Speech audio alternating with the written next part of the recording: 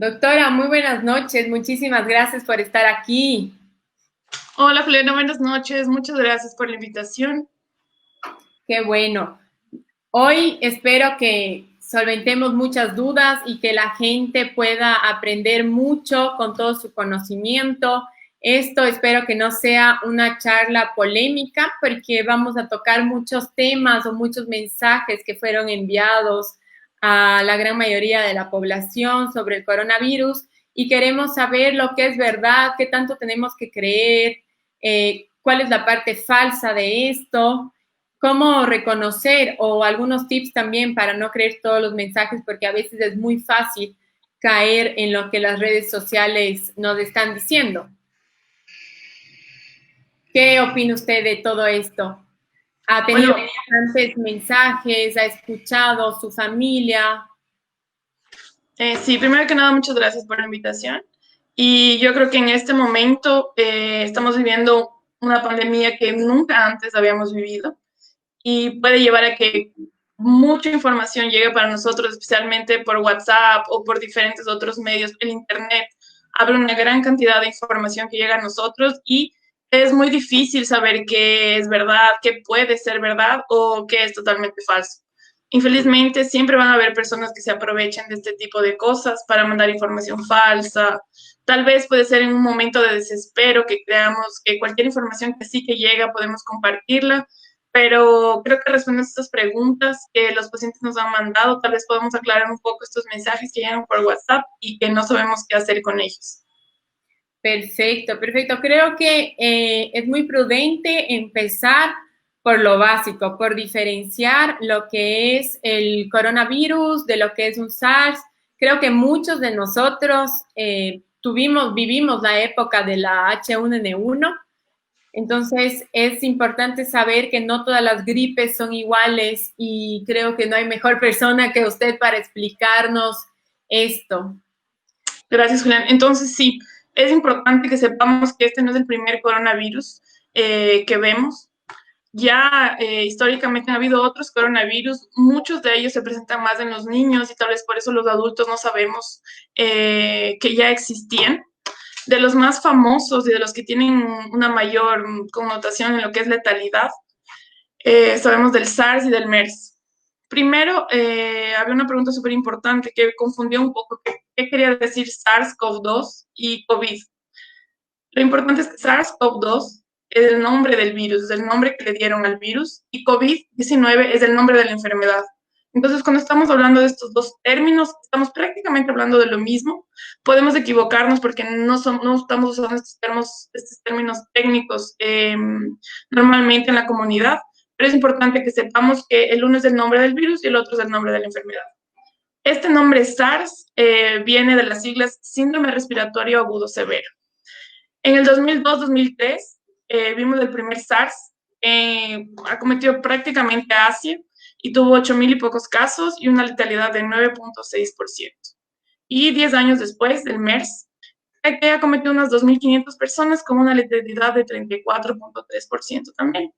En la parte inferior podemos ver que los virus se asemejan en su estructura, por esto se llaman coronavirus. Y creo que esto ha sido bastante expandido en la media, porque su forma es como un círculo con diferentes proteínas que dan una apariencia de corona. Exacto, yo creo que esa parte es muy importante pero claro, todas estas gripes, lo que aprendimos y lo que nosotros vemos, los médicos, no sé si la población lo sepa, que causan un estado inflamatorio tan grande que por eso es la gran lucha de los médicos, que no encontramos en sí el fármaco que haga que no llegamos a tener esa inflamación, porque el coronavirus se ha vuelto más letal que los otros virus que ya vimos que son parecidos, pero ¿cuáles son las hipótesis que se tiene hoy en día para eso? Bueno, en lo que respecta al coronavirus, en este momento tenemos mucha información nueva. Y solo para aclarar que siempre que llega un artículo científico, demora mucho tiempo para ser realizado, después de revisado por editores de las revistas, tiene muchas correcciones y demora un tiempo en salir al público. Por la pandemia En este momento hay muchos artículos científicos circulando que tal vez no estén bien estructurados o no hayan sido revisados por varias personas para nosotros tener una información certera. Con respecto a por dónde llega el virus, por qué da todo da alteración sistémica, la respuesta no sabemos específicamente por qué da toda esta inflamación a nivel de todo nuestro sistema inmune y pulmonar. Lo que sí sabemos es que sí, es verdad, en primer lugar puede crear en algunos casos una crisis, un aumento de los factores inflamatorios en el cuerpo, que es muy difícil de controlar farmacológicamente. Pero no sabemos exactamente dónde, cómo comienza este virus a actuar en nuestro cuerpo. Sabemos los receptores respiratorios que van a donde este virus se va a juntar, pero la gran duda es porque el SARS, el primer SARS, él también se junta a los mismos receptores y a nivel científico están haciendo muchas investigaciones para saber por qué es que el coronavirus tiene una mayor actividad inflamatoria y mucho más agresividad que los otros coronavirus. Perfecto, esto es súper importante y basándonos en esto, vemos que hay también muchos pacientes que a la final son asintomáticos, otros no lo son. En su experiencia, ¿cuáles son los síntomas más comunes que se ha podido ver que existen en el coronavirus o cuál sería la diferencia en los otros? O si yo presento algún tipo de síntomas, ¿en cuál voy a pensar que sí podría tener la enfermedad y cuál me haría pensar que no? La parte de los síntomas es muy controversa, porque de los relatos de casos que tenemos de otros países, hay artículos que nos refieren que el síntoma principal es tos y cansancio. Lo que tienen en común estos artículos son esos dos síntomas, tos y cansancio. Y ahora la fiebre, todas las personas refieren que tienen fiebre, sí, pero hay artículos que relatan pacientes con 20-50% de pacientes pueden que no tengan fiebre y aún así van a tener la enfermedad. Otra cosa, hay otros síntomas que se han relatado como con síntomas extraños o diferentes. Algunos de estos síntomas ya hemos visto con otros virus, como es, por ejemplo, la alteración del sentido de la olfacción, la alteración del sentido del gusto. También el coronavirus puede tener estos síntomas juntos con los otros o separado. Hay pacientes, es un porcentaje menor, pero que pueden tener, por ejemplo, un síntoma gastrointestinal, diarrea, una infección de vías urinarias, otros síntomas que no son los que nos harían sospechar de coronavirus. Lo importante es siempre mantener la calma. No vamos a saber exactamente cuáles son los síntomas de coronavirus en todas las personas, pero lo que debemos hacer es siempre nosotros identificar los síntomas graves. ¿En qué caso debe el paciente ir al hospital? También es importante, también es muy importante saber que hay muchos pacientes asintomáticos, ningún síntoma. Hay muchos pacientes asintomáticos, no sabemos cuál es la porcentaje. Hay algunos estudios en algunas ciudades de Italia y van a haber otros después en el futuro mostrando cuál fue la porcentaje de pacientes asintomáticos, por ejemplo, en el Ecuador. Estos pacientes también transmiten la enfermedad y no hay ninguna forma en la que nosotros podamos saber quién tiene COVID y quién no. Perfecto. Claro, yo creo que en eso se basaría en esta emergencia sanitaria reconocer las cosas, porque como sabemos, no sabemos quiénes van a ser los pacientes sintomáticos, quiénes no van a ser los pacientes graves, pero como estamos en emergencia sanitaria, si la persona no está tan grave, no tiene falta de aire, no tiene fiebre tan alta, yo creo que sería más aconsejable que se mantenga en casa y para no correr otros riesgos. Y creo que también como médicos tenemos que siempre recordar que por más que estemos en esta época de pandemia y si tenemos pacientes que tengan fiebre, tenemos que descartar que no sea el coronavirus, obviamente. También no nos podemos olvidar que existen otros tipos de enfermedades que también nos van a dar fiebre y creo que siempre no podemos sesgarnos, eso por lo menos el personal de salud.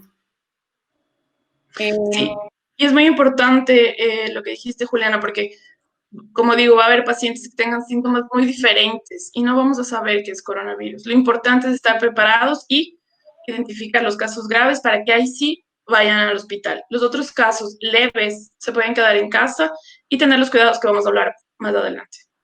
Perfecto. Y otra cosa más, solamente porque me pareció interesante de lo que he vivido aquí en el hospital, la verdad, es que pacientes, o sea, personas, médicos, cirujanos, les ha tocado pacientes que llegan al hospital por trauma y el momento antes de hacerle la cirugía, tienen que hacerle varias tomografías de varios lugares del cuerpo y se dan cuenta que son pacientes asintomáticos con infiltrado pulmonar y que son pacientes que son positivos para COVID y que el paciente no lo sabía.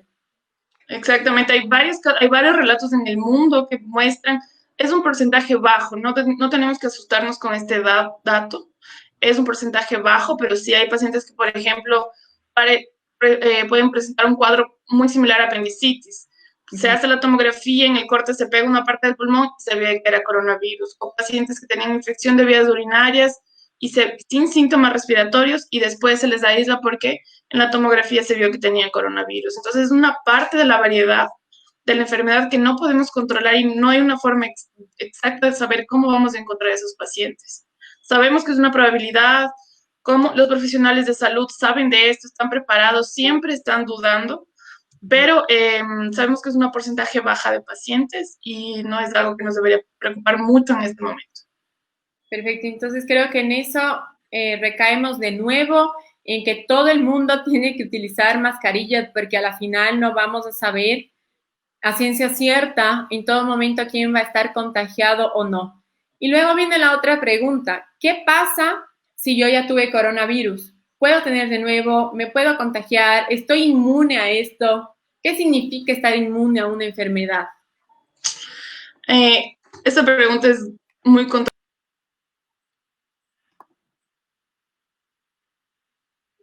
a quedar protegida. La inmunidad es una vez que yo tuve una enfermedad, mi cuerpo crea anticuerpos, reconoce la enfermedad de nuevo y no me enfermo de nuevo.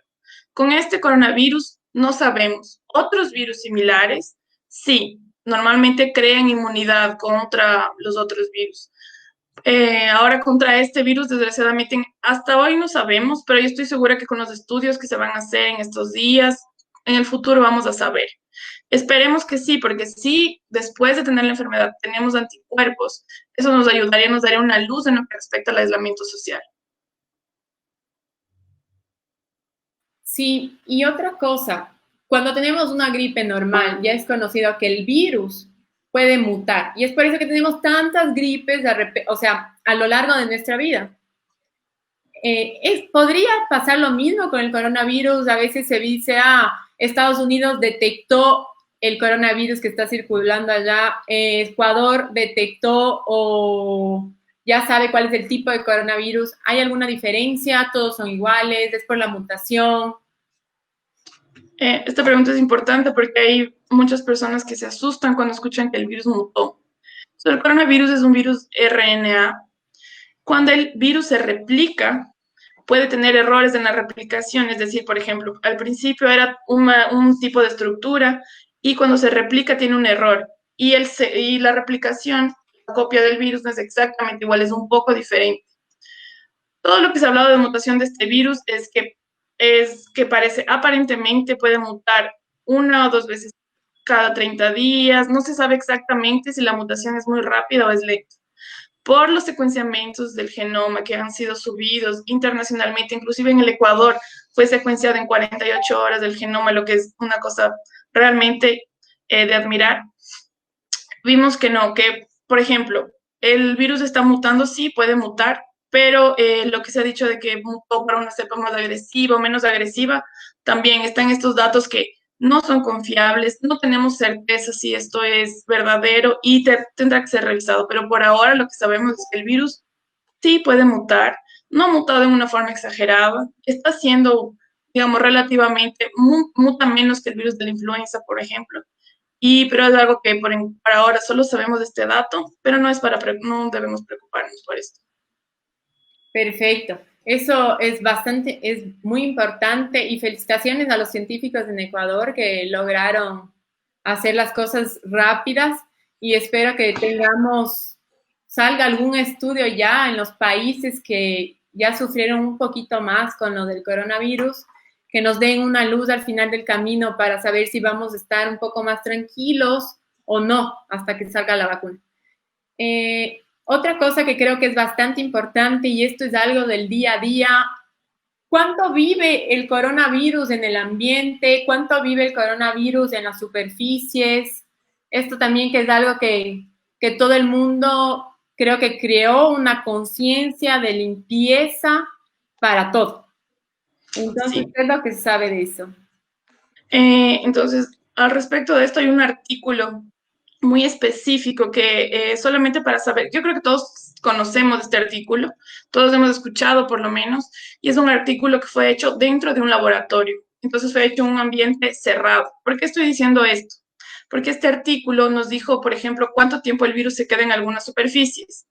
En el cartón, el virus se puede quedar aproximadamente un día. En el plástico, 3 días. En el vidrio, 4 días. En el acero inoxidable, 3 días. Y en el cobre, 4 horas. Ahora, ¿qué es importante de este artículo? Estos datos son importantes porque nos van a hacer concientizar de cómo debemos limpiar las cosas, que sí, que el virus, aunque nosotros no podamos ver el virus, se puede quedar en las superficies. Y en este mismo artículo se dijo que el virus se puede quedar 3 horas en el aire. Y esto causó un caos a nivel internacional. ¿Por qué?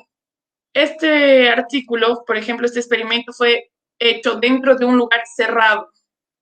Entonces, como no había aire circulando y todo esto, claro, el virus estaba dentro de este lugar cerrado y permaneció por 3 horas aproximadamente. Pero eso no quiere decir que si nosotros salimos a la calle, en el aire va a haber virus porque se queda durante 3 horas. Eso fue simplemente, por ejemplo, un ambiente cerrado. Que la única cosa un poco igual sería como un ascensor si todo el tiempo estuviera cerrado, pero el resto de indicaciones es cierta, del plástico, en el vidrio está correcto. Solo la parte del aire que tenemos que tener mucho cuidado porque no se extrapola a lo que acontece, a lo que pasa en la vida real. Sí, creo que en este punto se generaron varias dudas. Una duda personal mía que lo he buscado mucho y que me genera un gran problema, la verdad, por el uso del mandil, porque sigo yendo al hospital igual, es cuánto vive, y no lo he encontrado, esta información es cuánto vive el coronavirus o la molécula en la ropa. Esa es la pregunta de $1.000.000. Nadie sabe, no hay ningún estudio hasta ahora que he examinado cuánto tiempo se queda en la ropa. Pero todas las otras superficies que hablamos que fueron examinadas en este estudio son superficies lisas. Entonces, se llegó a la conclusión que tal vez en superficies porosas como ropa, ya sea mandil, ropa normal, cualquier tipo de ropa, tal vez el virus dure un poco menos de tiempo, pero no sabemos con seguridad cuántos serían los días. Perfecto. Y otra cosa que también creo que es muy importante, basándonos en esto, es si voy al supermercado, ¿cómo me tengo que comportar en este lugar? ¿Qué cosas tengo que hacer? ¿O qué no debo hacer cuando llego a la casa? ¿Qué consejos nos puede dar? Bueno, lo más importante cuando nosotros tenemos que ir al supermercado, todos tenemos un día para ir y un horario. Lo que más se recomienda siempre es hacer una lista en casa, qué son las cosas que necesito, intentar ir a un horario que yo diga, bueno, yo creo que mi día es sábado, las personas se van a levantar tarde el sábado, entonces voy a ir más pronto porque no quiero encontrarme con tantas personas. Sería una forma de pensar, pero a veces no siempre va a pasar eso porque dependemos de otros. En Quito está establecido el uso de máscara y guantes. Entonces, lo que yo haría para ir al mercado, siendo que esto es una acotación personal, no existe ningún documento, hay recomendaciones del CDC, que es de lo que yo voy a hablar, de la OMS, pero no hay un estudio, un documento que diga esto es lo cierto y esto está equivocado. Lo más importante es siempre mantener la calma, porque si vamos todo rápido a la locura, tal vez podemos tocar alguna superficie que tenga el virus y contaminarnos. Entonces, primero mantener la calma, hacer una lista en la casa de qué necesitamos y lo recomendable es solo una persona por familia. ¿Por qué? Porque si todos hacemos de eso, vamos a tener menos personas en el supermercado y menos riesgo de contagio. Entonces, acordarnos, todos ahora tenemos una máscara en casa para ir. no importa cuál sea su máscara, lo importante es que tiene que saber usarle bien. Entonces, siempre la máscara se va a coger por los lados y se va a poner en la parte posterior de las orejas o se amarra por encima de la cabeza. Y revisar que la máscara cubra desde el comienzo de la nariz hasta el final de la quijada. Ver que la máscara esté bien cubierta, depende de su tipo de máscara que va a usar. Si es una máscara que le incomoda, probablemente usted va a tocar la máscara y se va a contaminar. Entonces, buscar una máscara que sea confortable, que no le dé ningún problema. Y la parte de los guantes es muy controversa. ¿Por qué? El material de los guantes, el virus se puede quedar más tiempo en el material de los guantes. Una vez que vamos al supermercado nos va a dar más miedo de coger tal vez algún producto y pensar que puede haber virus ahí, que es otra cosa que no sabemos cuánto tiempo el virus se queda en las comidas, en alguna, no sabemos, en plástico, en otras cosas sí, pero en frutas y verduras es otro dato que todavía no está establecido con seguridad. Entonces, si nos vamos a poner los guantes, es importante que nos acordemos que no es que los guantes nos dan más protección, no es que la máscara nos da más protección.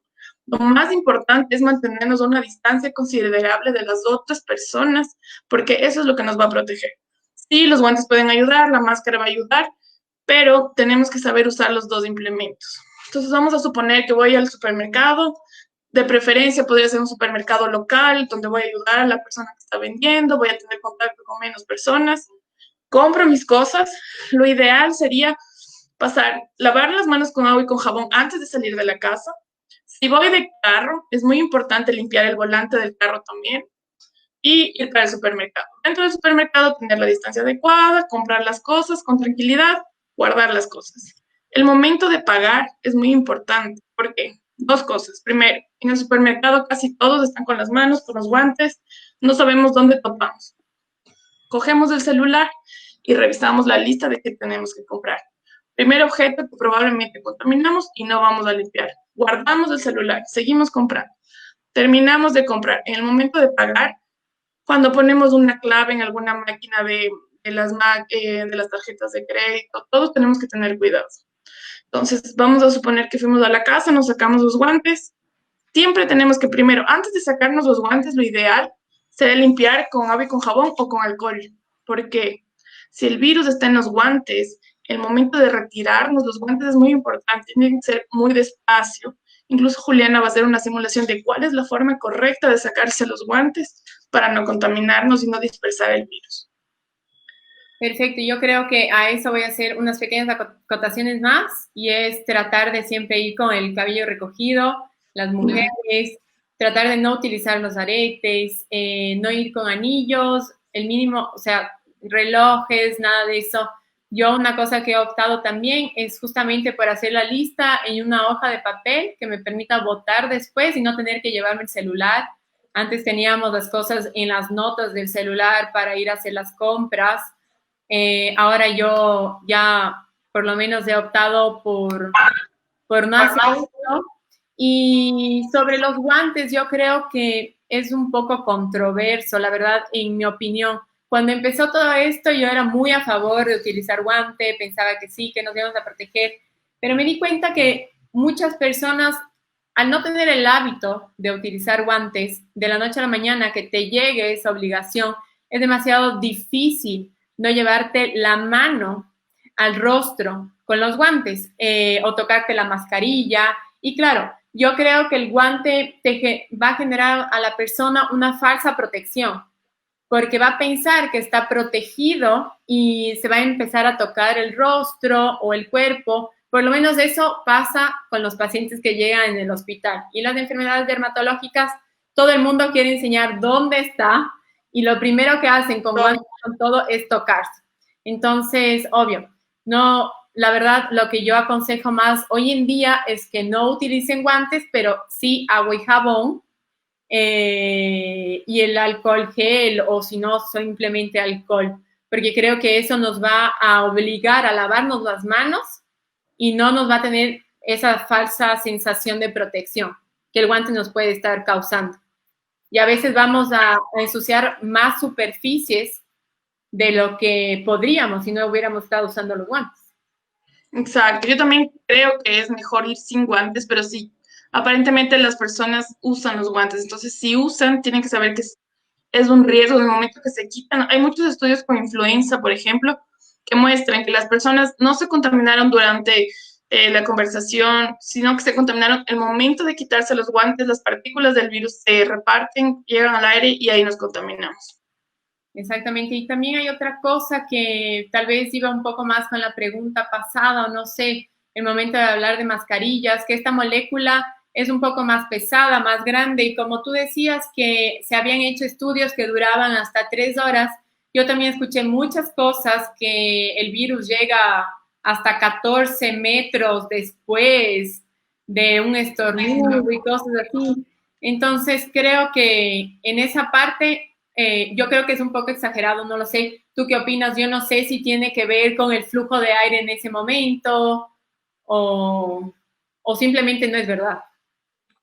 Entonces, es muy importante este concepto, genera grandes controversias también dentro de lo que es los profesionales de salud, porque todos los otros virus, o casi todos, siempre hemos dicho que se contagian por gotícula.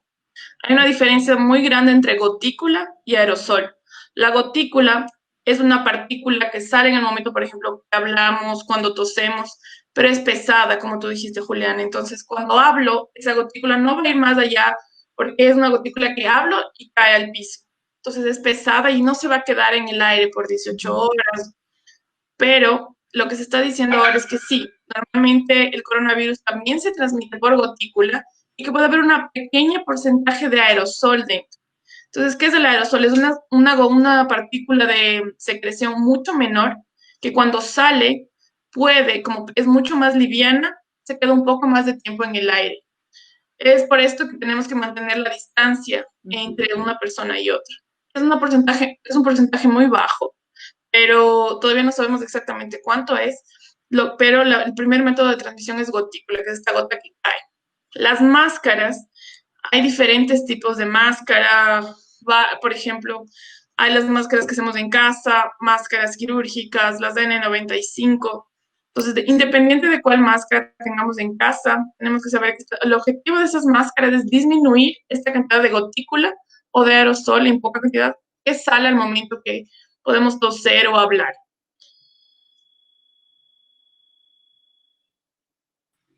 Es otra cosa, porque también vi muchos videos en YouTube y en los celulares que llegaban, que aparentemente las máscaras de tela no nos iban a dar una gran protección. Pero luego, después, la propia OMS recomendó que todo el mundo debería utilizar, sin importar el material, pero lo importante era utilizarlo y tomar las otras medidas, obviamente, del lavado de manos, de la distancia y todo eso. Y hay hasta test de gente con una mascarilla haciendo la prueba si pasan o no pasan las gotículas a través de ellas.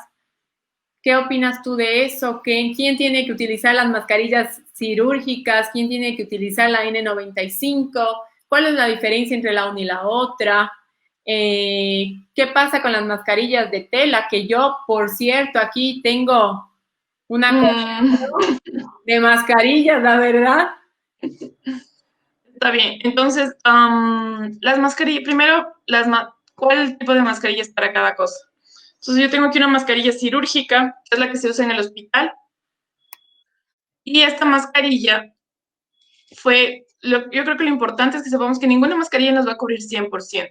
Pero las mascarillas tienen un motivo y tienen un material específico de las que son hechas. Por ejemplo, esta mascarilla, aunque no crean, tiene un filtro de 95%.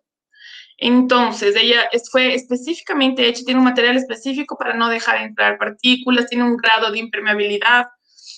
Y aunque por ejemplo, he visto muchos videos en YouTube que prueban con un aerosol, nuevamente, estas pruebas que se hacen en Internet son con aerosol y el virus se transmite por gotícula, no por aerosol. Por eso que muchos de estos experimentos en casa no siempre van a mostrar la realidad. Estas mascarillas quirúrgicas. Si ya tenemos una en la casa, démosle buen uso. Si tenemos cajas en la casa, donemos para algún hospital porque los profesionales de salud están necesitando. Entonces, esta mascarilla de aquí yo usaría para los pacientes que tienen síntomas. Les daré a los pacientes que van al hospital para que esperen a ser atendidos para disminuir la transmisión del paciente sintomático. Esta mascarilla es un ejemplo de N95. Esta mascarilla tiene otros tipos de filtros, también 95%, pero disminuye mucho, da más seguridad que la otra mascarilla y es usada por los médicos para realizar procesos que producen aerosol, por ejemplo, intubar, ventilar a un paciente, endoscopía, para diferentes tipos de procesos que producen aerosol. Estos no deberían usar las personas en casa, pero si ya tienen una, cuiden mucho. Y como dije, si tienen una caja de estas mascarillas, por favor, dónenlas para algún hospital que seguro las están necesitando. Y las mascarillas de tela, como la que tú tienes o estas de aquí. La OMS dijo que todos usen mascarillas porque en este momento no hay mascarilla suficiente para los profesionales de salud, pero estamos viendo que eventualmente el tiempo de la cuarentena tal vez en un futuro se disminuya y las personas van a salir eventualmente a la calle. Entonces, si tienes una urgencia, si tienes que salir, no sabemos cuál es el porcentaje que de esta mascarilla de pano o de algodón filtra. No sabemos si hay protege o no protege. Hay un estudio con 4 mascarillas que fue publicado recientemente que ellos dicen que no es tan efectiva cuánto, pero no sabemos en realidad cuánto es el grado de protección. Pero yo creo que está bien usar este tipo de mascarillas en casa, las personas que transitan normalmente, pero no para profesionales de salud. Lo ideal para los profesionales de salud sería, pueden usar una mascarilla de tejido en el camino al hospital tal vez, pero dentro del hospital, dependiendo de la función que vayan a hacer, tienen que usar una de las otras mascarillas que vimos anteriormente. Sí, exactamente. Y sobre las N95, creo que lo que nos acabas de decir es muy importante porque se vio un sobreprecio de N95 exagerado y el médico que lo necesita de verdad se quedó sin ella. Tuvimos unos resultados lamentables. Y, en fin, creo que ahora con esta explicación es muy importante, pero ya que tocamos en esto, si yo tengo una N95, ¿cómo la tengo que cuidar? ¿Cuánto tiempo me sirve? Llego a la casa y va a ser como una mascarilla quirúrgica que yo lo boto, o la mascarilla quirúrgica lo puedo lavar, o lo puedo poner alcohol, que son las cosas que muchas personas están haciendo. ¿Qué opinas tú de eso? Entonces, lo más importante es saber que las mascarillas no se mojan, porque en el momento que mojamos las mascarillas, pierden su función. Las únicas mascarillas que podemos lavar son las de tejido, las que hacemos nosotros, vamos al supermercado, volvemos y les lavamos, es lo que tenemos que hacer. Ahora, una mascarilla N95, una cirúrgica, no se deben mojar. En los hospitales, las N95 están siendo usadas durante 7 días y se guardan 7 días. Y la forma de guardar es siempre, nunca se debe tocar la parte de la base de la mascarilla. Siempre se debe coger la mascarilla únicamente por las tiritas. Y en el momento de colocarnos tiene que ser muy despacio y ponernos primero una tira y después la otra. Y cuando nos sacamos por las tiras y no topamos en esta parte de la mascarilla y se puede guardar en una funda, en un sobre. Lo ideal sería en un sobre de papel, pero se puede guardar en una funda también. Como las personas de casa solamente van a usar la mascarilla para ir al supermercado, para alguna emergencia, yo creo que la mascarilla sí se puede guardar durante varios días, tal vez 20, 30 días, porque no va a ser usada con pacientes positivos, va a ser usada únicamente para ir al supermercado o al banco, cosas más con menor riesgo. Perfecto. Y otra cosa que también veo que hacen mucho, ¿tú crees que lavar los guantes o ponerles, no lavarles, ponerles alcohol a los guantes, ahí va a ayudar, va a disminuir, hay algo que comprueba que sirve o no? Lo que tenemos que pensar es que, ¿para qué vamos a usar guantes? No debemos usar guantes. Sí, por ejemplo, bueno, hay un solo caso que vamos a hablar después en el que se debe usar guantes, pero lo ideal es no usar guantes porque el virus se va a quedar en los guantes. Y aunque, por ejemplo, si estábamos de guantes en el supermercado y después vamos a pagar, nos pasamos alcohol, puede ser, pero tenemos que quitarnos los guantes. No podemos quitarnos el tiempo entero con guantes porque el virus se va a quedar en los guantes. Los guantes no nos protegen de que el virus no se quede en las manos. Inclusive nos van a dar una falsa sensación de seguridad en la que nos vamos a lavar tal vez menos las manos porque estamos con guantes o vamos a usar menos alcohol. Si estamos en el supermercado y queremos limpiarnos con alcohol los guantes, todo bien, no hay problema. Recordando siempre que no nos vamos a limpiar solo una parte, tiene que ser todas las partes, todos los dedos para que esté totalmente limpio. pero no veo en otra situación en la que debería ser usado los guantes. Lo ideal es no usar guantes. Perfecto. Y si me lavo las manos, ¿tú con qué nos aconsejas lavarnos las manos? El virus tiene una composición de como una grasita alrededor. Entonces, el agua y el jabón son la mejor solución para lavarnos las manos. Cuando estamos en la casa, la mejor solución, llegamos, nos lavamos las manos con agua y con jabón. El virus se muere inmediatamente si entra en contacto con la espuma. ¿Por qué nos lavamos tanto tiempo si se muere tan rápido? Es porque tenemos que aprender a lavarnos toda la parte de la mano. Entonces, primero una parte, otra parte, las puntas de los dedos. Siempre la parte del pulgar nos olvidamos, yo siempre me olvido. Entonces, el agua y el jabón es la primera opción. Incluso yo recomiendo en la casa lavarse con agua y con jabón y dejar el alcohol en spray o el alcohol gel para cuando tenemos que salir de la casa. Hay otros desinfectantes, varios. Hay una lista, la verdad, de desinfectantes que sabemos que sí tienen actividad contra el coronavirus y otros que son excesivamente caros y que no, la verdad, no tienen actividad contra el virus. Entonces, esta lista está en la página del CDC y de la OMS y podemos revisar ahí. Perfecto, no sabía que existía esa lista. Creo que el consejo de utilizar agua y jabón va a ser mucho mejor porque tal vez el alcohol agrede un poco más la piel también. Dejemos esto solamente para los momentos en que vayamos a salir de verdad. Para todas las personas que tengan dermatitis o inflamaciones de la piel o algún problema de alergias en las manos, usualmente esto se va a complicar un poquito más con el hecho de tener que lavarse tanto las manos, con tanto jabón, creo que el alcohol va a complicar. Entonces creo que eso es bastante válido también. Y Evelyn, una cosa que me llegó, que mis familiares me preguntaron, que me aconsejaron, que es un mail que está circulando de otro médico que está recomendando que, sobre todo a los médicos que tenemos un poco más de exposición al virus, que cuando lleguemos a la casa, en vez de lavarnos directamente, porque obviamente llegamos, tenemos que bañarnos, pero en vez de ir directamente bajo la ducha y que nos caiga el agua, se recomienda hacer como una pasta con el jabón o con el shampoo, dejarnos aproximadamente unos 15 minutos, que con eso nos aseguraríamos que el virus se va a morir, y luego lavarnos. ¿Qué opinas tú de eso? ¿El virus va a vivir tanto tiempo o cómo? Entonces, lo que hemos visto hasta ahora es que una vez que el virus entra en contacto con jabón o con champú, muere rápido. Entonces, yo estoy de acuerdo en lo que él dice de llegar, por ejemplo, sacarse los zapatos, dejar en un lugar, no entrar en toda la casa con los zapatos y bañarnos enseguida.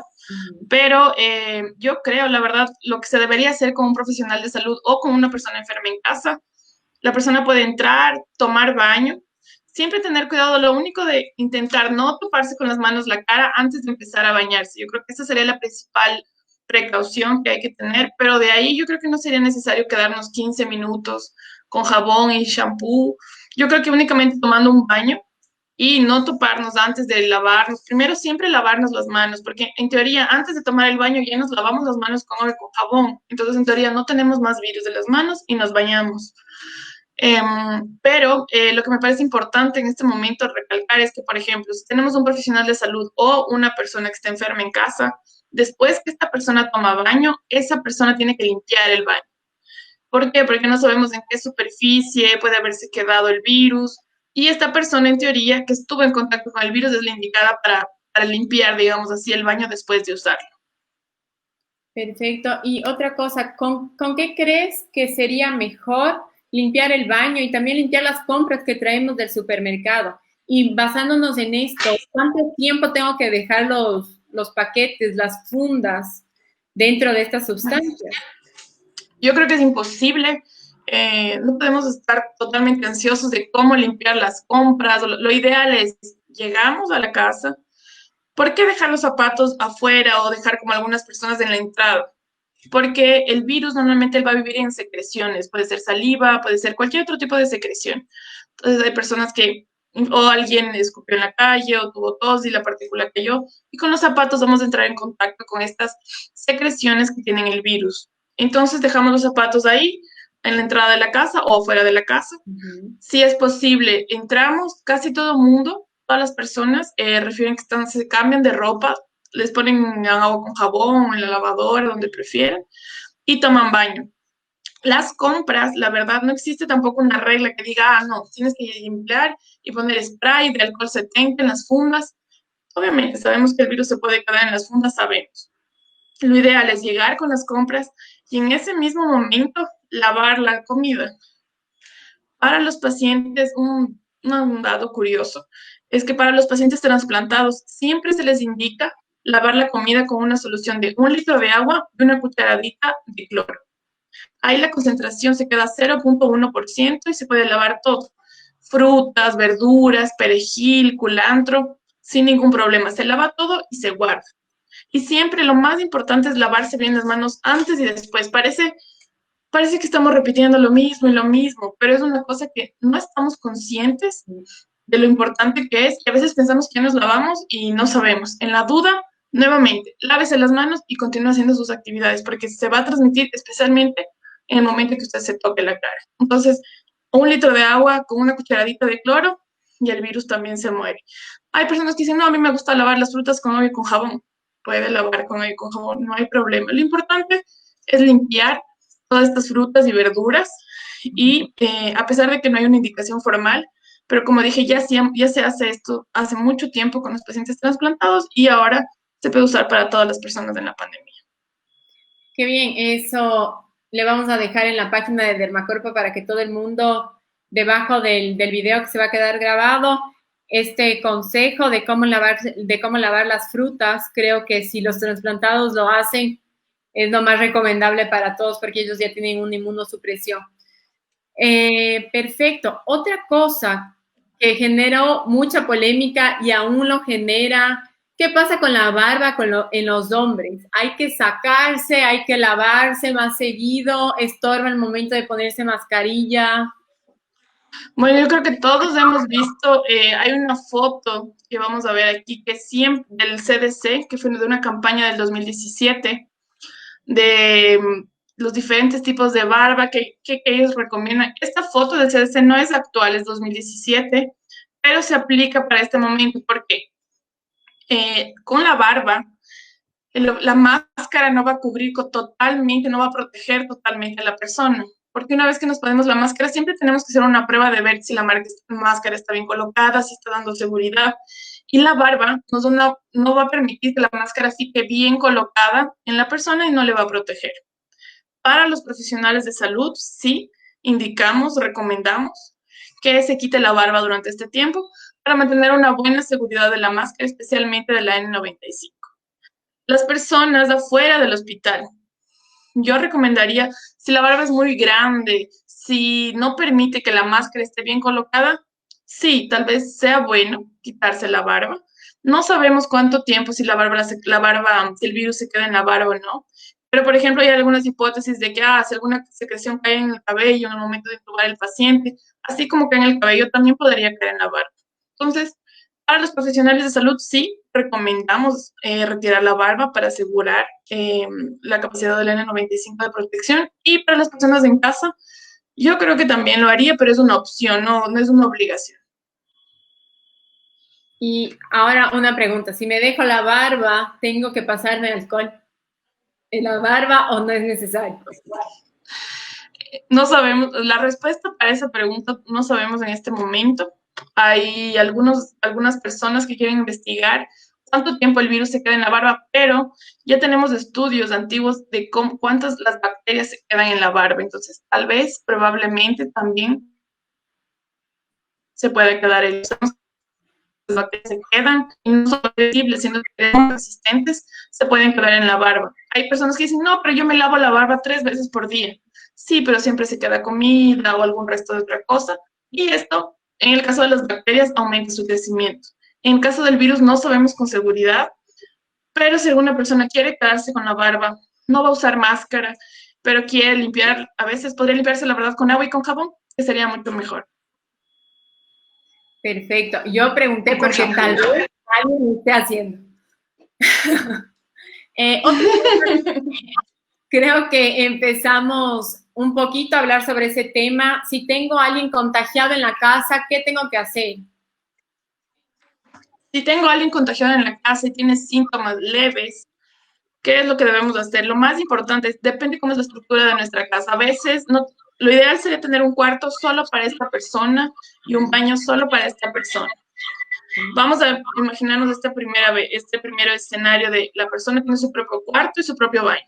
Entonces, lo ideal es como la persona no tiene síntomas leves, la persona quedarse en este cuarto, tener su propia toalla, tener sus propios ítems y esta persona se encargaría de limpiar su propio baño. ¿Por qué tanto énfasis en limpiar el baño? En este momento hay una controversia, no sabemos, se piensa que también se puede transmitir el virus como muchos otros por vía fecal oral. Entonces, lo ideal sería que el propio paciente limpie su baño. Sí, obviamente sí tiene la capacidad en ese momento de hacerlo. Si el paciente está un poco más indispuesto, lo que puede hacer es, lo que puede hacer es pedir a alguna persona de la casa que le ayude a limpiar el baño, obviamente con máscara, y ahí sí puede usar guantes la persona. El paciente, en el caso de que el paciente no tenga un baño solo para él, ¿qué se hace? Lo ideal es que esa persona que esté enferma sea la última persona en bañarse y después de tomar baño, como dije anteriormente, también limpie el baño, tenga su propia toalla. De ser posible, si puede comer dentro de su cuarto o si va a comer en la sala con otras personas en el comedor, debe ser a una distancia también considerable. Perfecto. Entonces, si existen niños, abuelos dentro de la casa, ¿qué nos recomendarías? Y si hay embarazadas dentro de la casa, ¿qué nos recomendarías? Ahí es una pregunta difícil porque, por ejemplo, yo puedo recomendar que la persona enferma o, por ejemplo, que se lleve a otra casa a los abuelos y a las embarazadas, pero no sabemos si la estructura social de la familia va a permitir eso. Y es difícil, depende de dónde vivimos, cómo vivimos. Lo ideal sería esta persona de más de 65 años o la persona embarazada, o nos llevamos a la persona enferma a otra casa, o nos llevamos a las personas que están en más riesgo a otra casa. Pero si esto no es posible, por lo menos se debe mantener la distancia social e intentar que esta persona se quede un poco aislada hasta pasar los síntomas. Sí, creo que también es importante que si existe la posibilidad, que a veces yo sé que muchos abuelitos son los que cuidan de los nietos, pero si existiera la posibilidad, como no sabemos bien cuál es la situación de los niños, no está bien establecida, y siendo las personas mayores de 60 años las personas con mayor riesgo, tal vez tener un alejamiento de ellos y evitar que ese común del día a día, que el abuelo es el que le cuida al nieto, siga pasando. ¿O tú crees que eso no varía en nada si están asintomáticos? Yo creo que tenemos que empezar por el principio de que los abuelitos son un grupo de riesgo. Es un grupo que si se enferma o si llega a necesitar de ir al hospital, su pronóstico no va a ser igual de bueno que las otras personas. Entonces, sabemos que los niños pueden llevar el virus, a pesar de que no, hay algunos niños que pueden tener enfermedad grave, es un porcentaje bajo, pero a veces muchos niños son asintomáticos, pero llevan el virus con ellos. Entonces, la recomendación ha sido preconizado, si posible, por ahora, separar a los abuelos de los niños, porque siempre los niños van a tener contacto a veces con los papás, uno de los papás no puede estar en cuarentena, el uno trabaja, el otro no trabaja, y eventualmente los niños pueden llevar el virus para los abuelitos. Entonces, por ahora, lo ideal sería separar a los niños de los abuelos, si es posible, hasta esperar pasar este tiempo de cuarentena, porque aunque el niño no tenga una enfermedad grave, el abuelo sí puede tener un cuadro que no tenga un buen pronóstico. Sí, y o sea, me gustaría que nos aclares una cosa, porque a veces las personas no entienden si es que si alguien tiene una enfermedad del corazón, si tiene presión alta, si tiene problemas renales. ¿Cuál es la diferencia? ¿Se van a contagiar más o si se contagian, el pronóstico, o sea, desenlace puede ser peor y ellos tienen más posibilidades de agravarse, o serían las dos cosas.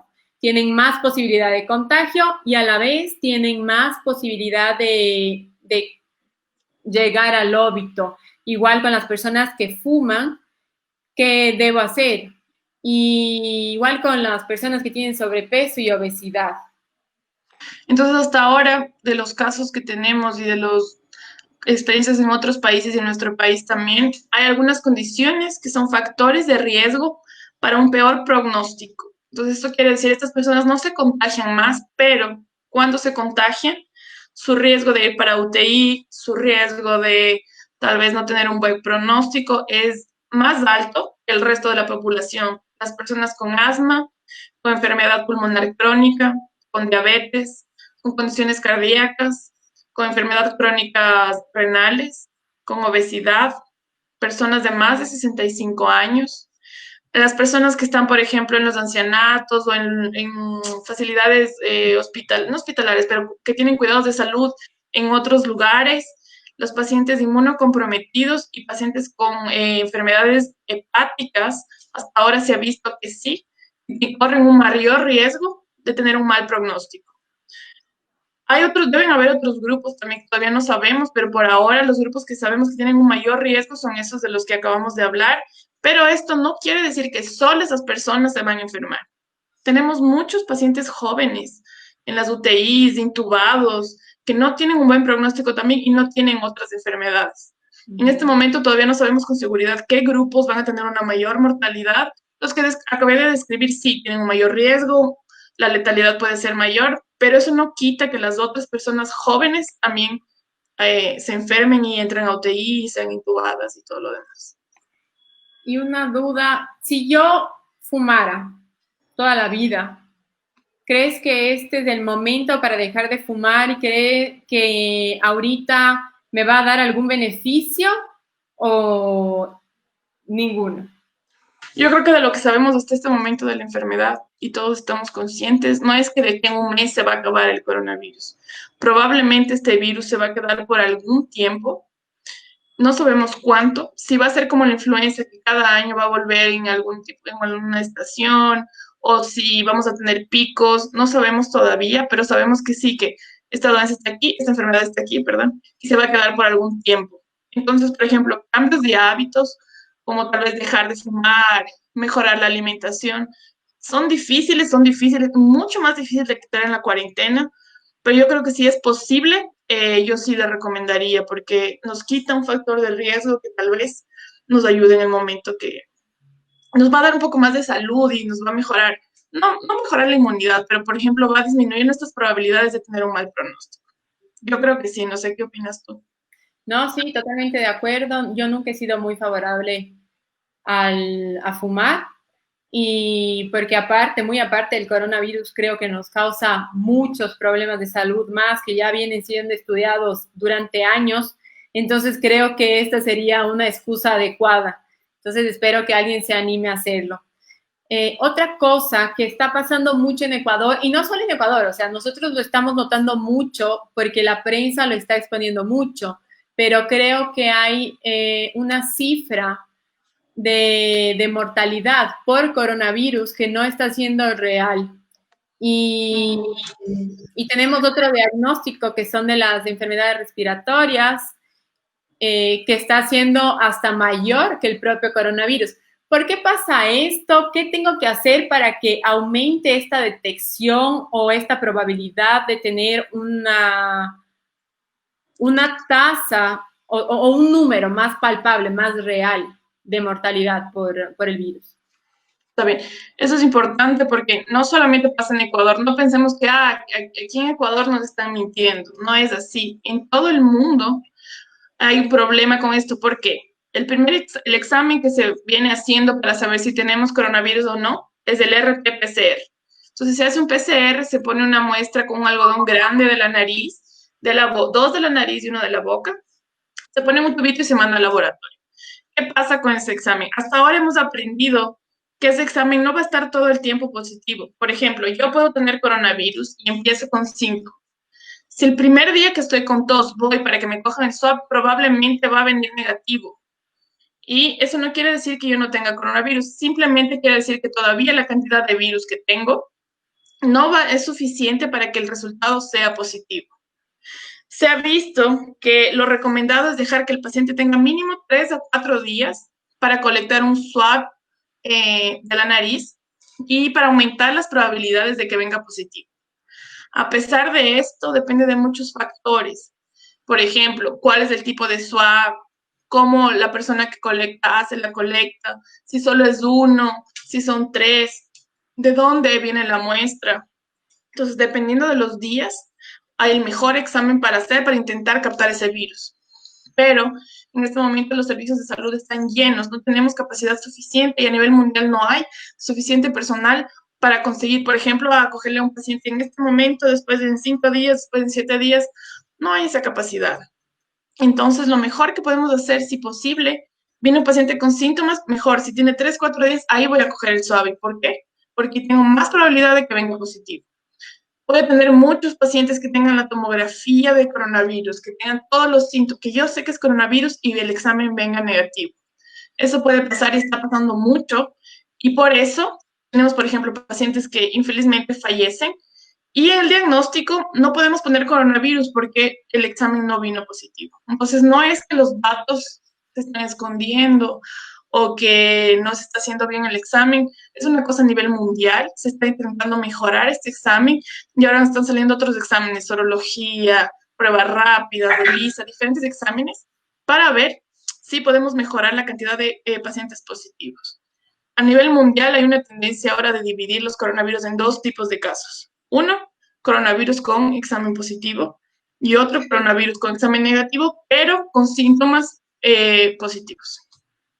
Perfecto. Y otra cosa, si alguien en mi familia o alguien con el que yo tuve contacto fue positivo, ¿después de cuántos días tendría que yo o alguna persona colectar esa muestra para que, si tengo síntomas, obviamente, o si no los tuviera, para tener, para saber si tengo coronavirus o no? Entonces, el primer escenario, vamos a suponer que tengo contacto con alguien de coronavirus y yo tengo síntomas. Lo ideal sería, si no estoy grave, quedarme en la casa. No necesito ir al hospital si no estoy grave. Eso es muy importante. Estoy grave, comencé a tener síntomas, quiero ir al hospital, voy al hospital. ¿Cuándo es lo ideal? 3 a 4 días después de que comienzan los síntomas. Ahí el PCR de la nariz viene positivo, que es lo ideal. No siempre tenemos la situación ideal y vamos a suponer que el paciente llega y va para UTI. La secreción traqueal a los 7 días es lo mejor para coger el PCR, entonces depende de dónde yo cojo mi muestra. Ese sería el primer escenario. El segundo, yo tengo contacto con una persona coronavirus positivo y no tengo síntomas, pero tengo la duda, quiero saber si tengo o no tengo, porque no es justo y yo quiero saber. Entonces, primera cosa, no vayamos al hospital, porque, por ejemplo, si yo no tengo y voy al hospital, estadísticamente va a haber una persona ahí que me puede pasar coronavirus, porque no me van a atender enseguida, voy a tener que esperar 3, 4 horas, y ahí sí voy a tener personas tosiendo, la partícula en el aire va a estar ahí, tal vez mi máscara no es la ideal, voy a exponerme, siendo que tal vez yo no tenía el virus. Segunda cosa, vamos a suponer que digo, no, me voy a hacer en el privado. Muy bien, perfecto. Van a venir a mi casa y me van a hacer el examen. ¿Qué pasa? Un solo PCR no me va a descartar que yo tengo o no coronavirus. Lo ideal sería hacerme mínimo 2, incluso hay personas con relatos de 3 exámenes para que tenga positivo el PCR. Y tengo que tener la suerte del momento en que me hago el examen, tener una carga viral un poco alta para detectar. Entonces, lo ideal sería, si yo soy asintomático, no tengo ningún síntoma, pero tuve contacto con alguien, puedo aislarme porque todos estamos de cuarentena. Lo ideal sería 14 días, pero si no puedo aislarme 14 días, mínimo de 7 a 10 días para intentar no contaminar a otras personas. Perfecto. Y otra cosa, no sé si sabe algo sobre el tema, pero en los pacientes que fallecen de coronavirus o con una posibilidad de que lo sea sin tener el diagnóstico, se está aconsejando no realizarse se está aconsejando o no realizarse las autopsias.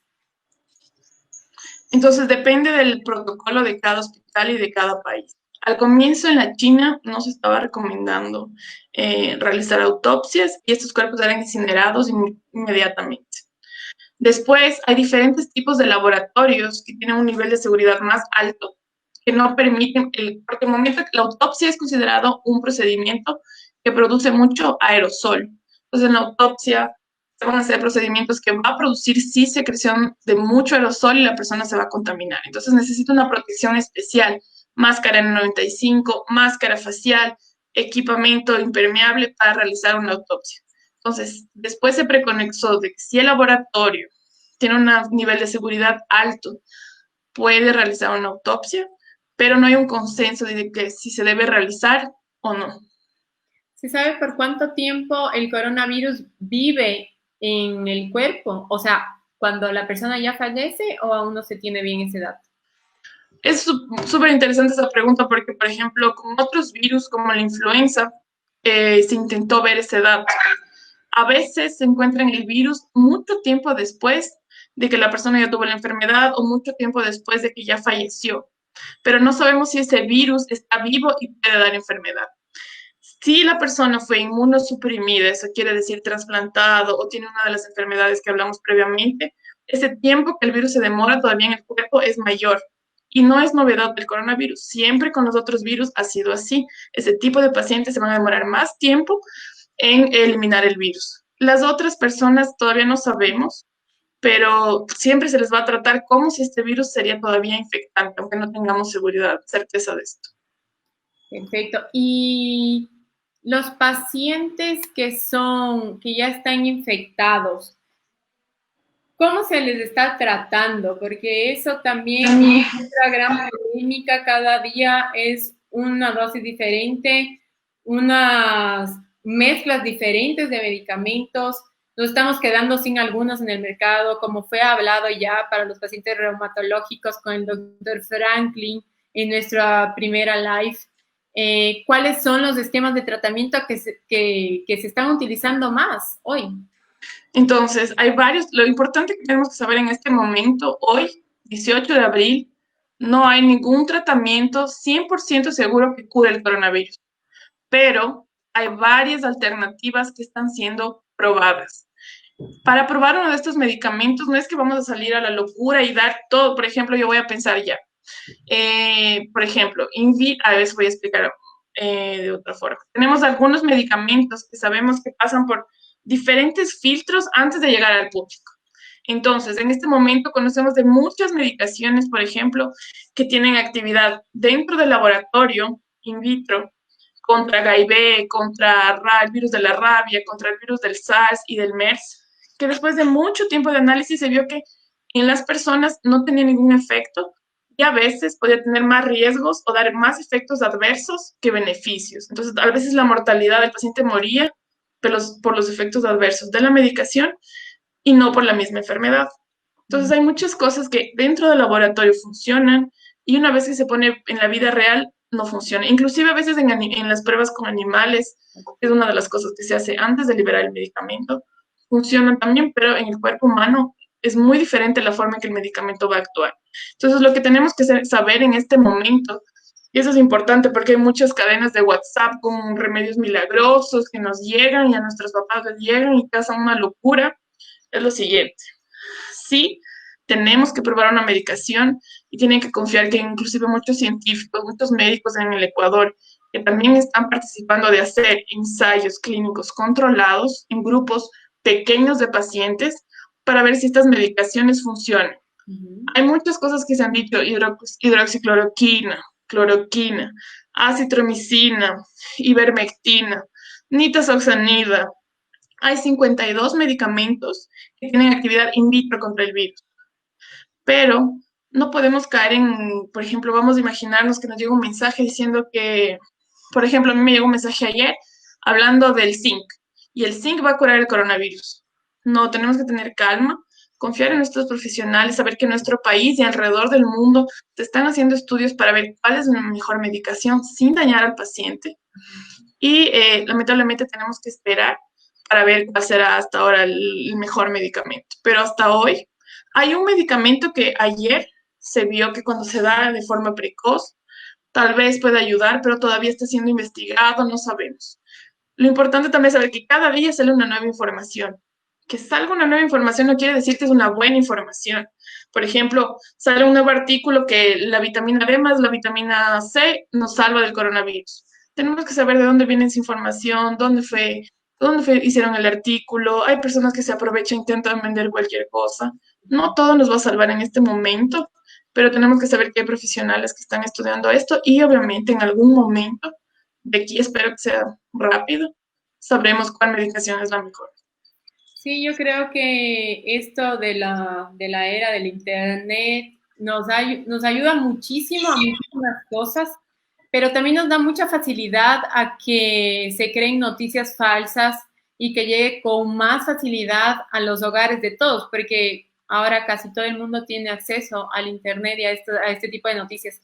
Y claro, no es la obligación de toda la población saber distinguir cuando hablamos los médicos que un estudio es confiable o no, porque la verdad ellos no tienen esa formación. Entonces, creo que siempre, hoy en día tenemos que, si tienes alguna duda, busca a tu médico de confianza, trata de hablar con esta persona, puedes buscar también por nuestro medio Dermacorpo, que le haremos llegar las preguntas a Evelyn, a la doctora, y podemos tener una mejor calidad de información. Creo que tenemos también tener en claro que hasta el día de hoy no existe ningún medicamento que está siendo, o sea, que fue confirmado, exactamente, comprobado que no, que ayuda. ¿Y qué significa esto de ser un medicamento in vitro que ayuda? Es que en el laboratorio está matando a los bichitos, pero en el cuerpo a la final no sabemos si va a actuar igual. Entonces creo que eso es la base de todo y por eso tenemos que estar en la cuarentena, hacer esto del aislamiento, el aislamiento social, utilizar las mascarillas lo máximo que podamos, las distancias, el lavado de manos. Creo que hoy por hoy es la precaución es la mejor parte de esto. Y hablando de esto, Evelyn, ¿qué es esto de achatar la curva? Que los médicos tanto hablamos, tanto luchamos por ello, ¿cómo lo vamos a lograr? ¿Cómo va a influenciar eso en la sociedad? ¿O hubiera influenciado allá en el principio, hace unas semanas atrás? ¿Cómo nos puedes explicar esto? La curva, yo creo que es súper conocida, todos hemos visto en las noticias, en el internet, y estoy segura que ya todos tenemos familiaridad con la curva, pero lo que podemos ver, normalmente en la curva vamos a tener el número de casos y exactamente el tiempo desde que se comenzó la... Aquí a la izquierda podemos ver las bolitas en morado, eran los pacientes asintomáticos, y las bolitas en marrón son los pacientes sintomáticos. Entonces podemos ver que la transmisibilidad del coronavirus es súper rápida y rápidamente se transmite el virus y toda la población y todos los pacientes comienzan a tener coronavirus. Entonces, en este momento de la izquierda es cuando la curva comienza a subir. Muchos casos, las personas están afuera y se transmite mucho. En el gráfico de la derecha vemos que estableciendo una barrera, que sería la cuarentena, los casos contaminados no tienen contacto con los casos que no están contaminados. Y si se tiene esta parte es muy importante porque estamos viendo qué va a pasar cuando se salga de la cuarentena. Eventualmente, de aquí en un mes, probablemente vamos a comenzar a salir de la cuarentena y tiene que ser con un control específico para no subir esa curva nuevamente y llenar de casos y llenar los hospitales y que los profesionales de salud se enfermen. Lo que nuestro objetivo es intentar achatar la curva, yo creo que es tal vez un poco difícil, pero por lo menos el mismo número de casos que tendríamos con todo el mundo saliendo en una primera instancia, intentar que estos casos salgan progresivamente y progresivamente tal vez se enfermen, tal vez no se enfermen, pero den una oportunidad al sistema de salud de ver estos pacientes poco a poco, despacio, tal vez, quién sabe, y el virus, vemos que el virus protege inmunidad después y tenemos menos pacientes. Entonces, esto de achatar la curva es intentar que en vez de que todos los casos salgan, yo qué sé, de una sola vez, vayan saliendo despacio. Y eso se puede conseguir únicamente con la cuarentena, como hemos visto en ya modelos de diferentes países. Es un poco complejo, no sé si queda claro, pero ya estamos empezando a discutir de qué va a pasar cuando se acabe la cuarentena. Entonces, cuando se acabe la cuarentena hay dos opciones. Acabamos la cuarentena progresivamente, despacio, que es lo que se va a hacer, para no tener esta subida nuevamente en la curva y tener una curva sí, pero una curva menor, no una curva exagerada que nuevamente llene los sistemas de salud. Y eso va a depender de nosotros seguir las direcciones de los profesionales de salud y del gobierno. Perfecto. Y para todo esto, ya estamos cerca de acabar. Las personas que tengan dudas, por favor, empiecen a hacer sus preguntas. ¿Hay alguna esperanza sobre la vacuna? ¿O cuándo vamos a poderla tener? ¿Hay algunos países que lo están estudiando o está muy lejos? Hay varios países que están estudiando, especialmente no, especialmente todos los países, especialmente en Asia y Estados Unidos y Canadá, ellos están estudiando la opción de esta vacuna. Sé que hay varios ensayos de vacuna ya con pruebas en animales y se habló de que tal vez en el Asia se van a comenzar pruebas en humanos. Estamos esperando los resultados de esto, pero una vacuna, la verdad, segura para que todos podamos usar. Es lo mismo que de los medicamentos. No va a salir inmediatamente porque tiene que ser una vacuna segura. Entonces, yo creería que probablemente, tal vez la vacuna lo más rápido que pueda salir sea 1 año a partir de este mes. Y no antes de esto, tal vez 18 meses, 1 año y medio. Por eso es importante que durante este tiempo aprendamos el buen uso de la máscara, el buen uso de, sí voy a usar guantes, cómo limpiarme, lavarme las manos, porque vamos a usar esas medidas por algún tiempo hasta encontrar alguna cosa que nos proteja o que nos cure. Entonces, eso sería lo que nos va a tocar vivir después de esta cuarentena. Mantener las mismas medidas de la distancia, de la limpieza, hasta que salga la vacuna. Sería Sí. algo así. Yo creería que sí, es una idea personal, yo creo que hasta poder protegernos, proteger a nuestra familia, yo creo que se va a volver un estilo de vida hasta que encontremos un tratamiento o un método de prevenir como es la vacuna. Espero por el bien de todos que sea lo antes posible.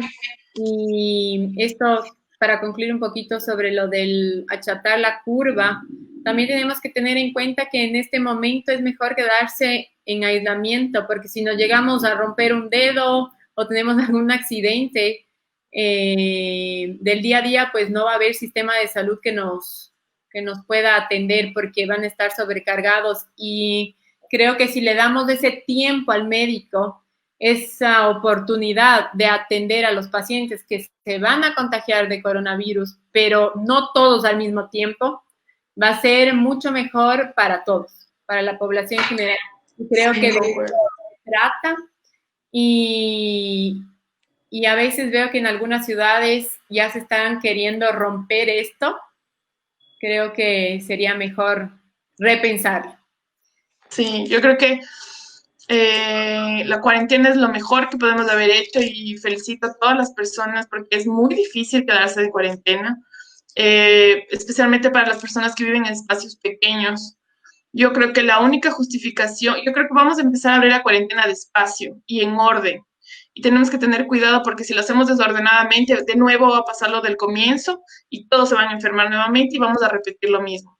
Entonces, para cuidarnos nosotros, nuestra economía, yo me imagino que ordenadamente la cuarentena se debe ir abriendo y creo que el único los motivos para romper una cuarentena en este momento serían en casos de violencia doméstica o cosas urgentes, casos extremos que ahí sí no mantenga la cuarentena y salga de casa. O por ejemplo, lo que está pasando ahora es reuniones entre amigos pequeñas. No, solamente vamos a tomar un vinito el uno lejos del otro y no nos vamos a tomar fotos, nadie va a saber. Ahorita hay muchos, por ejemplo, digamos que va a ser aquí en mi casa. la persona que viene no sabe si yo me estoy cuidando. Tal vez yo le voy a pasar a esa persona o esa persona me va a pasar a mí. Inconscientemente va a tocar en algún lugar. Tal vez no sé. Entonces, aunque sean nuestros amigos cercanos, yo creo que en este momento necesitamos mucha fuerza para mantener la cuarentena. No es fácil, es difícil, pero tienen que saber que todos estamos luchando juntos para intentar que este tiempo se acorte y por ahora es lo único que tenemos porque todavía no hay un tratamiento o una vacuna que nos pueda ayudar. Exacto, cuarentena es cuarentena y nosotros tenemos que saber que es una responsabilidad no solo con nosotros, sino se vuelve una responsabilidad con el resto. O sea, ahora es momento de pensar en las personas que están a nuestro alrededor. No es yo no voy a utilizar mascarilla porque yo estoy bien, porque yo soy joven, porque yo no tengo factores de riesgo, o sea, no tengo otras enfermedades, entonces no pasa nada. No, pero en mi casa, ¿quién está? Tenemos que pensar eso y que los de mi casa con quienes se pueden estar relacionando en caso que tengan que salir por alguna emergencia. Entonces Ah, no. creo que es algo social, que tenemos que pensar en eso y tenemos que respetarnos los unos a los otros. Doctora, voy a empezar con algunas preguntas que tengo por aquí. Me preguntan, ¿conoce algo de la inmunidad de los niños? Al virus se sabe que es muy buena, pero no se sabe el por qué aún. Ay, lo voy a decir la verdad, soy infectóloga de adultos, entonces mi conocimiento de niños es poco, pero acerca de la inmunidad de los niños, lo único que sabemos es que los niños, la porcentaje de niños con casos graves es menor que la de los adultos y que ellos sí pueden llevar el virus asintomáticamente o con síntomas muy leves. Pero específicamente la respuesta inmunitaria en niños no, me imagino que es similar con la del adulto, pero no sabría responder esa inquietud. Pero lo voy a responder después por la página de Dermacorp.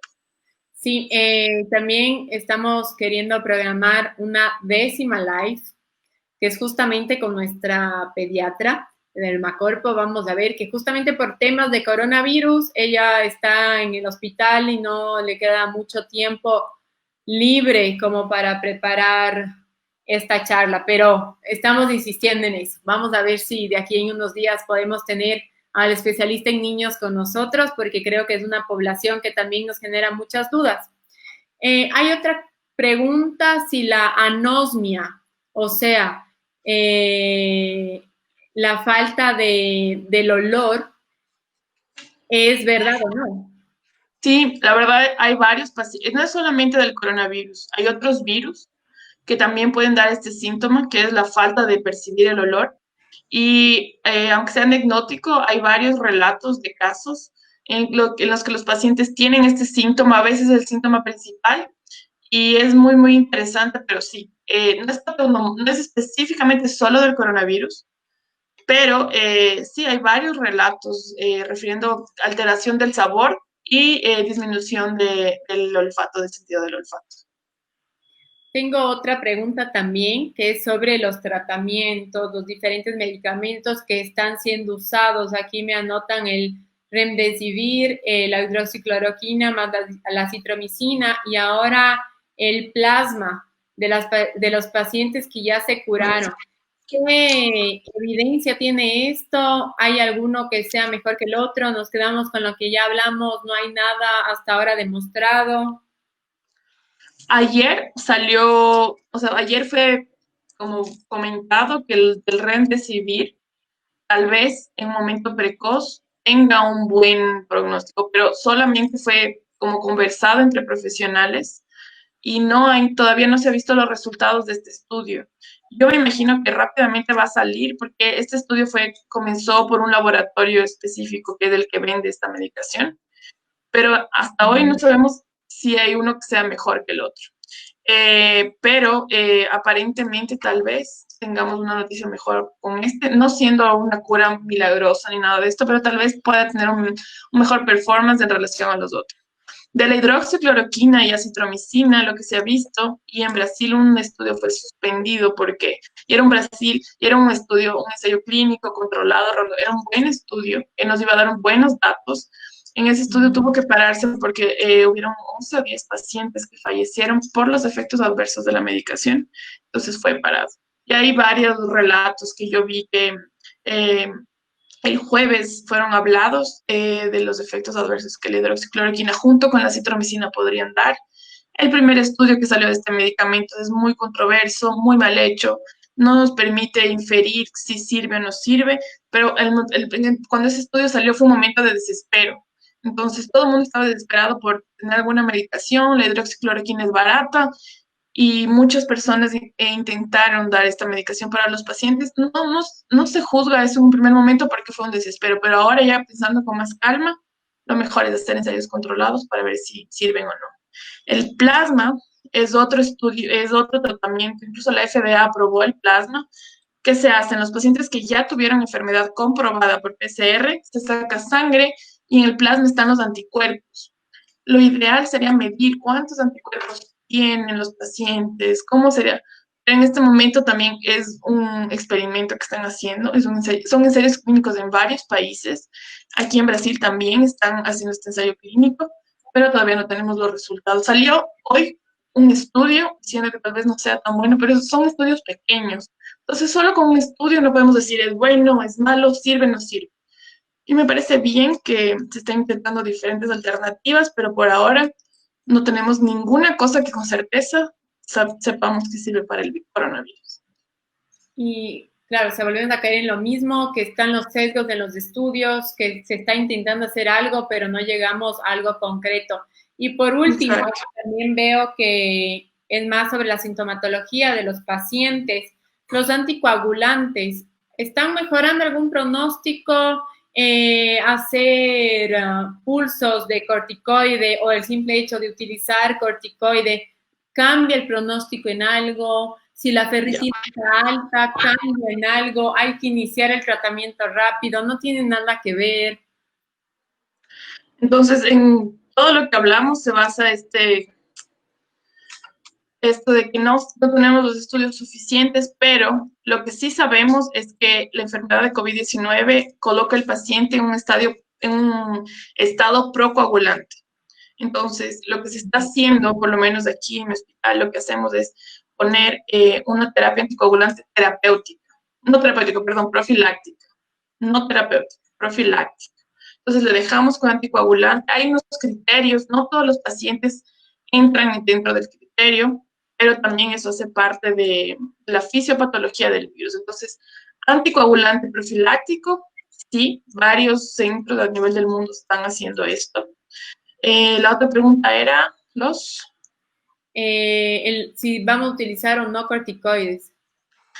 los corticoides es controverso. ¿Qué pasa? En un primer momento fue dicho porque las experiencias con el SARS decían que el corticoide tal vez no tenga un efecto bueno, que no tiene tantas ventajas, pero por un lado España mostró que si se usa en un tiempo específico el corticoide tal vez puede ayudar. Esto no puede ser hecho en cualquier lugar de corticoides para todos, porque hay un momento de la enfermedad donde va a empeorar todo el cuadro y hay un momento donde va a ayudar. Ajá. Entonces, lo ideal sería un profesional de salud decidir en qué momento debe ser hecho y, en el mejor de los casos, dentro de un estudio controlado. Perfecto, creo que este live fue bastante completo. Le quiero agradecer muchísimo a la doctora Evelyn por estar aquí, por educarnos, por desmentir todos estos mitos, algunos mitos, por enseñarnos a que no tenemos que creer todas las informaciones que nos llegan a diario, que la verdad son muchas, a ofrecerse también a siempre aclarar las dudas que tengamos y espero que podamos vernos pronto con una buena noticia para todos, que sea la vacuna o que sea la cura. Sí, esperemos que sí. Yo espero que en los próximos días hay muchos hospitales, grandes grupos en diferentes partes del mundo trabajando, en el Ecuador también, y espero que tengamos alguna respuesta rápidamente. Muchísimas gracias, doctor, una vez más.